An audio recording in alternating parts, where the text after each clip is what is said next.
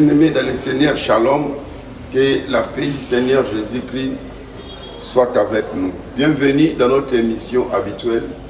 Il est venu libérer les captifs. Il, c'est le Seigneur Jésus-Christ.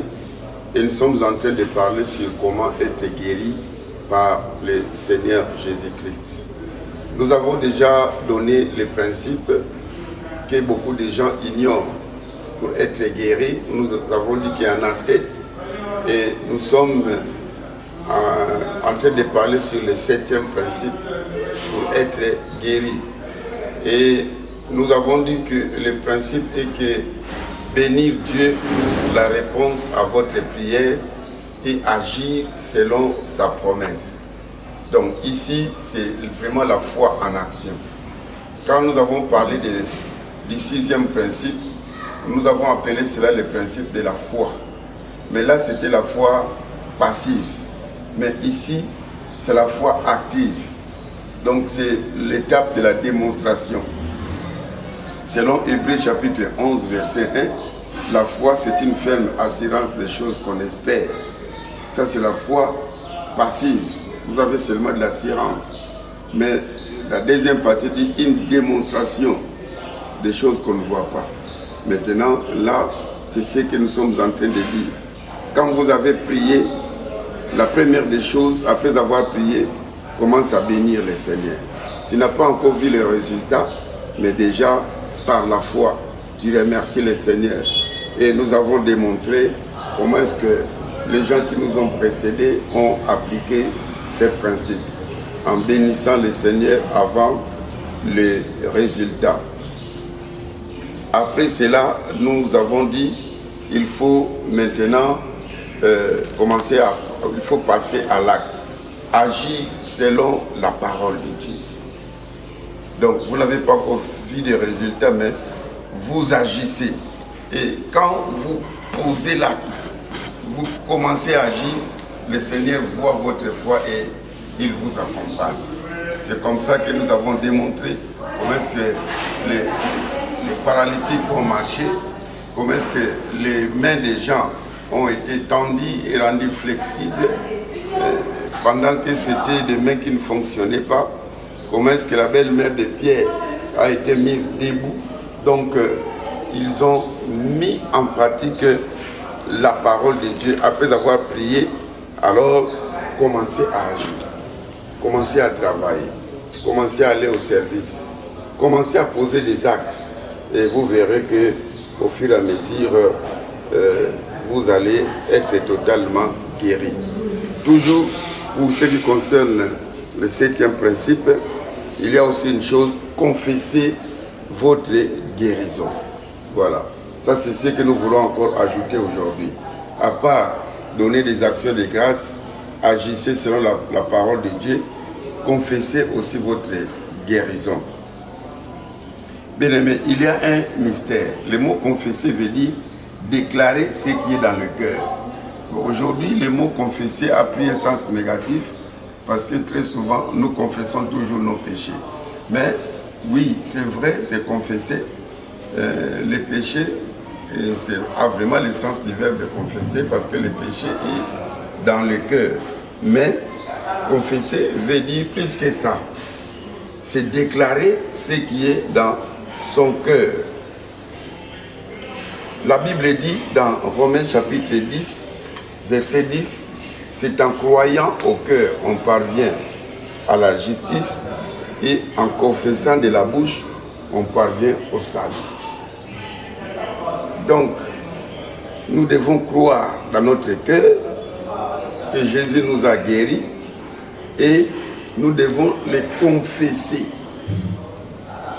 Dans l'exemple que je vous ai donné sur la fille qui a été guérie de tuberculose au 16, alors elle avait lu 1 Pierre 2, 24 qui dit que c'est par tes maîtrises, par ces maîtrises, vous avez été guéris. La fille s'est saisie de ces versets et il a commencé à confesser qu'elle est guérie, elle n'est pas malade. Elle a même commencé à prêcher dans d'autres salles, disant que nous n'avons pas droit de rester ici. nous avons déjà été guéris par le Seigneur. Voilà, c'est ce qui manque à beaucoup de chrétiens.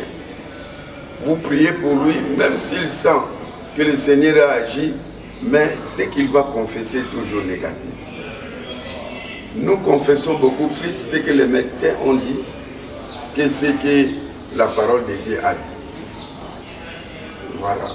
Donc, bien aimés, même si vous voyez que les symptômes ne sont pas disparus, mais confessez, parce que la parole crée. Ce monde a été créé par la parole. L'unique chose qu'après avoir parlé, Dieu a agi, c'est pour la création de l'homme. Après que Dieu ait dit, faisons l'homme à notre image et à notre ressemblance, après Dieu a travaillé de ses mains. Mais pour tous les restes, Dieu a seulement prononcé la parole. Voilà pourquoi est-ce que lorsque nous confessons la foi de Dieu, dans Romains 4, au verset 17, nous disons qu'il appelle des choses qui ne sont pas comme si elles existent et finissent par exister. Donc la foi fait sortir ce qui est invisible, ça les rend visibles. Votre guérison qui n'est pas encore visible, mais lorsque vous déclarez, alors cela va se manifester. Donc il y a une liaison entre croire dans le cœur et confesser de la bouche. Si vraiment vous confessez des choses dont vous croyez, croyez-moi que le miracle sera là.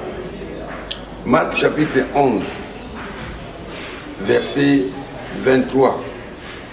Le Seigneur Jésus dit que si quelqu'un dit à cette montagne, ôte-toi d'ici et jette-toi dans la mer, et s'il ne doute pas en son cœur et croit que ce qu'il dit arrive, il le verra s'accomplir. Voilà. Donc, si nous pouvons enlever d'abord des problèmes de montagne et tout ça, en lieu place des montagnes, vous mettez votre maladie. Nous pouvons dire que si quelqu'un dit et croit que ce qu'il dit arrive, il le verra s'accomplir. Donc, il faut que ce que nous disons puisse être ce que nous croyons. Le comble, c'est que si tu dis des choses que tu ne crois pas, il n'y aura pas de miracle. Et aussi, si tu crois, mais tu ne dis pas c'est en quoi tu crois, il n'y aura pas de miracle non plus. Mais il faut que ce que tu dis puisse être ce dont tu crois. Alors si tu dis, tu confesses la guérison, que tu crois aussi dans cette guérison-là, le miracle sera certain. C'est pour cela, dans Joël chapitre 3, verset 10, la Bible dit que les faibles disent « je suis fort ». Donc, un enfant de Dieu est appelé à toujours confesser la positivité. Dans le corps, tu sens que tu es faible, mais dans la bouche, tu confesses que je suis fort, parce que je sais que Dieu m'a guéri. Donc, ce que les faibles disent que je suis fort, que les malades disent que je suis en bonne santé. Évidemment, le corps vous demande de dire que tu es malade. La raison vous dit de dire que vous êtes malade. Mais la foi vous dit de confesser que vous êtes guéri. Vous êtes guéri. Bien-aimés, vous savez que Dieu nous traite toujours selon nos paroles. En croyant que vous êtes guéri, bien-aimés, Dieu va vous traiter selon ce que vous avez dit. Dieu dit aux enfants d'Israël que je vais vous traiter selon vos paroles. Là, je vais lire un peu Nombre, chapitre 14, versets 27 à 30. Vous savez, il s'agit de 12 espions que Moïse a envoyés explorer à Canaan. Et quand ils sont venus, ils ont donné des rapports contradictoires. 10 ont dit que nous étions aux yeux de ces gens qui sont de l'autre côté comme des sauterelles. Eh bien, nous ne pouvons pas aller là-bas. Nous serons exterminés. Mais 2, Josué et Caleb, ont dit que l'Éternel est avec nous. Si nous allons, le Seigneur nous donnera ce territoire. Alors, bien-aimés, qu'est-ce que Dieu a dit? Je vous traiterai selon vos paroles. Toute cette génération qui a boudé, qui a murmuré, qui ont dit que là, si nous allons là-bas, on va mourir. Dieu a dit, je vais vous traiter selon vos paroles. Tous ceux qui ont quitté l'Égypte, à partir de 20 ans et plus, ne sont pas arrivés à la terre promise. Ils sont tous morts dans le désert. Nombre 14, 27 à 30, la Bible dit, jusqu'à quand laisserai-je cette méchante assemblée murmurer contre moi? J'ai entendu le murmure des enfants d'Israël qui murmuraient contre moi. Donc, vous voyez que, bien-aimés dans le Seigneur, nous devons veiller sur ce que nous confessons. Le psalamiste, dans Psaume 118, au verset 17, il dit que je ne mourrai pas, je vivrai, je témoignerai les hauts faits de l'Éternel. C'est que le psalamiste ici s'est trouvé dans une circonstance un peu difficile. Donc il voyait la mort venir devant lui, mais il ne veut pas croire qu'il va mourir. Et il confesse devant cette mort qu'il pressentait que je ne mourrai pas, je vivrai et je vais témoigner les hauts faits de l'Éternel. La Bible nous dit que si nous confessons positivement, nous allons vaincre nos ennemis. Et la maladie qui est aussi un de nos ennemis. Apocalypse, chapitre 12, verset 11. La Bible dit, ils l'ont vaincu. Le L apostrophe là, c'est Satan. Donc, ils ont vaincu Satan à cause du sang de l'agneau et à cause de la parole de leur témoignage. Votre témoignage à vous, c'est que vous confessez.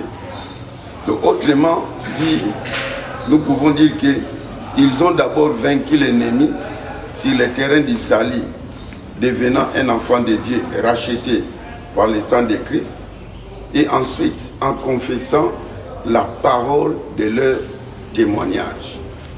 Donc, bien-aimés, après que vous aurez prié, quand alors Satan vous dira que vous ne serez pas guéri, répondez-lui par il est écrit que je serai guéri. Le Seigneur me relèvera. C'est votre confession de la parole de Dieu qui mettra en déroute l'adversaire. Confessez cette parole de Dieu. Bien-aimé, la parole, comme je l'ai dit, a un pouvoir créateur. Lorsque tu dis que tu es en bonne santé, le corps reçoit l'ordre et se conforme à cette parole. Cela même est éprouvé même scientifiquement. Je l'ai suivi un médecin qui le disait. Et c'est pour cela qu'il a dit que généralement ceux qui ont la foi, les chrétiens et les religieux en général, il a dit qu'ils ont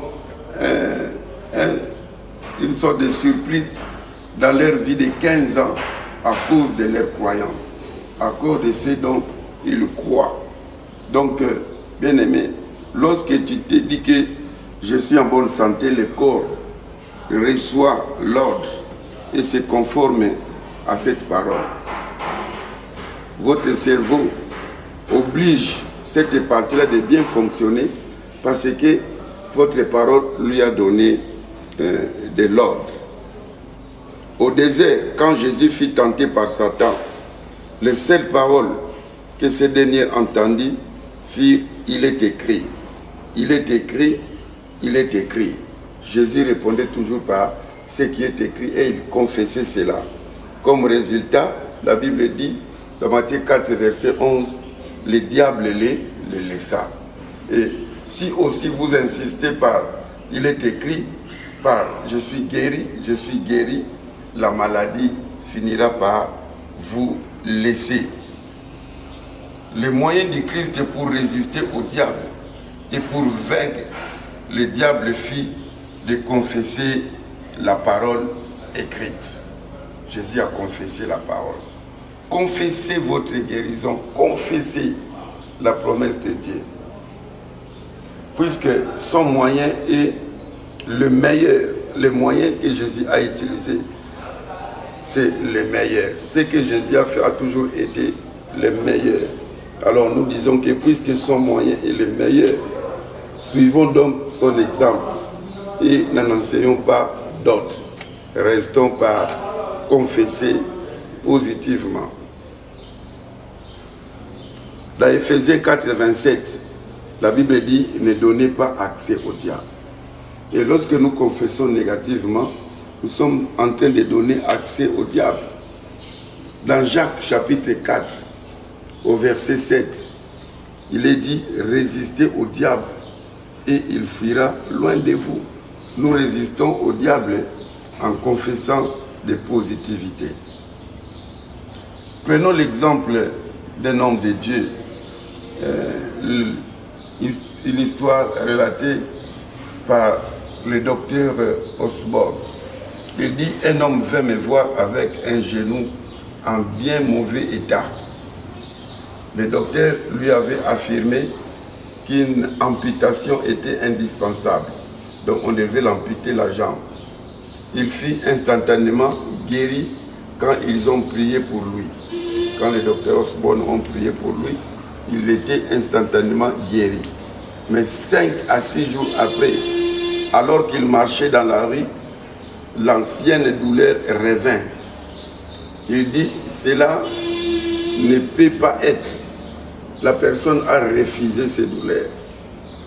Cela ne peut pas être. Il est écrit que je suis guéri par ces maîtresses. Au nom de Jésus, douleur, quitte mon genou. Cet homme s'en tint à la déclaration de la parole de Dieu. Et la douleur disparut et ne revient plus. Vous voyez?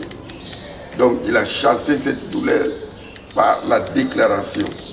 Il avait la foi, il croyait qu'il était guéri parce que Dieu l'avait dit. Il savait que cette maladie avait été mise sur Jésus, qu'il l'avait portée pour lui. Et par conséquent, il refusait de la porter. Et c'est pour cela qu'il a confessé que la douleur doit disparaître. Bien-aimé, une foi saine à la parole de Dieu, c'est bien plus que de croire seulement quand on voit ou quand on ressent. Il s'agit tout simplement de faire confiance en Dieu et en sa parole, que ce soit les douleurs ou quels que soient les symptômes. Le Seigneur Jésus n'a-t-il pas dit au chef de synagogue pendant que son enfant était déjà mort que ne crains pas mais crois seulement. Donc Dieu ne cherche pas une grande foi pour opérer des miracles, mais juste une petite foi comme un grain de sénévé. C'est ce qui est dit dans Matthieu 17, verset 20. Et même dans Marc 4, 31. Il cherche juste une petite foi. Donc une confiance totale à Dieu suffit pour vivre les miracles de Dieu. Une foi qui est saine, c'est d'avoir une telle conviction de la fidélité des promesses de Dieu que vous y croyez en face, même des évidents contraires. Donc même si les évidences sont contraires, vous continuez à croire et croyez à ce que Dieu a dit. Voilà, bien-aimés, nous venons de parler sur la confession de notre guérison. Donc, bien-aimés, nous réalisons que nous devons savoir confesser notre guérison. Confesse que tu es guéri. Et je veux que tu confesses avec moi. Je suis guéri au nom de Jésus-Christ. La maladie est partie au nom de Jésus-Christ. Je suis en bonne santé au nom de Jésus-Christ. Bien-aimé, si tu viens de le confesser de tout ton cœur, alors tu dois mettre ça dans votre quotidien. chaque jour, quand vous parlez avec les gens, quand ils vous disent comment, dites ça va par la grâce de Dieu. Comme cette veuve dont l'enfant était mort, il l'a laissé dans la chambre haute, dans sa chambre pour aller voir l'homme de Dieu. Quand son mari dit comment, il dit que ça va, tout va bien. Quand on lui demandait, il disait toujours tout va bien. Mais quand il est arrivé devant l'homme de Dieu, il lui soumet le cas.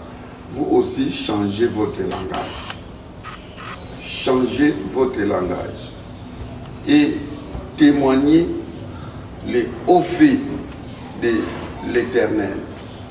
C'est très important. C'était votre serviteur, le pasteur Simon Tsakalangoma. Derrière la caméra, nous avons notre frère Christian Loumani qui nous assiste toujours et toujours. Bien-aimés, si vous avez aimé, veuillez liker. Ne manquez pas de vous abonner pour suivre les émissions qui vont suivre. Et surtout aussi, ne manquez pas de partager auprès de vos semblables. Que la paix du Seigneur soit avec vous. C'est le pasteur Simon Tsakalangoma de l'église Centre Évangélique Le Sanctuaire. Besoin de prières ou de conseils, notre numéro est là. Ne manquez pas de nous appeler. Si vous voulez aussi nous assister par vos prières, par vos conseils et même financièrement, le numéro est là. Ne manquez pas de nous contacter. Que le Seigneur vous bénisse. Bye.